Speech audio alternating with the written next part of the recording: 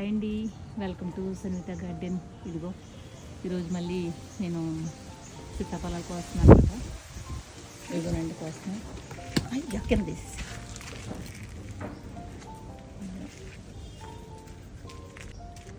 ఇగో కాయలు.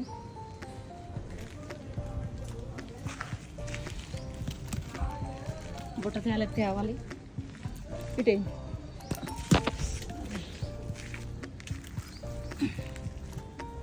చూసారా ఎంత బాగుంది, సూపర్ ఉందండి కాయ అయిపోయింది.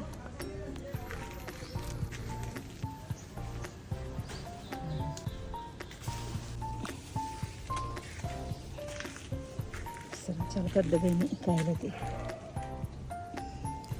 సూపర్ ఉన్నాయి కదండి కాయలు అయితేనే.